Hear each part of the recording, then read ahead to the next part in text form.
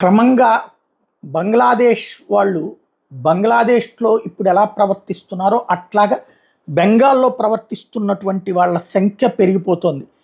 ఎట్లయితే బంగ్లాదేశ్ నుండి బెంగాల్కు వచ్చేసి స్థిరపడిపోయి అక్కడ ఉన్నటువంటి హిందువుల్ని నిదానంగా తరిమేస్తూ ఆ ప్రాంతాలని ఆక్రమించుకుంటూ వస్తుంటే ఓట్ల కోసం చూస్తూ కూర్చున్నటువంటి మమతా బెనర్జీ పుణ్యమాని చివరికి కత్తులు చేతపట్టి ట్రైన్లు కూడా ఎక్కుతున్నటువంటి దృశ్యాలు ఇప్పుడు వైరల్ అవుతున్నటువంటి వ్యవహారం. ఇది బెంగాల్కి సంబంధించినటువంటిది. అసలే కిటకిట.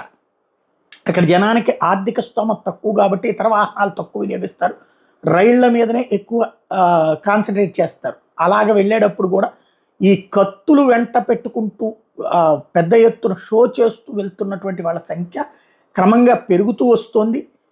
ప్రభుత్వం చోద్యం చూస్తోంది, నిద్రపోతోంది. అక్కడ క్రమంగా బెంగాల్ని కాస్త మరొక ఆఫ్ఘనిస్తాన్, పాకిస్తాన్, ఈవెన్ అక్కడ కూడా ఇట్లా కత్తులు పట్టుకుని నడి రోడ్డు మీద తిరగరనుకుంటా ఇంత ఓవర్ యాక్షన్ చేస్తుంటే అదుపు చేయలేనటువంటి మమతా బెనర్జీ కేవలం అదిగో అట్లాంటి ఆ స్వేచ్ఛ వాళ్ళకి ఇచ్చినందుకే వాళ్ళు వేసేటటువంటి ఓట్లతో ముఖ్యమంత్రిగా కొనసాగుతూ దేశానికి మాత్రం ద్రోహం చేస్తోంది.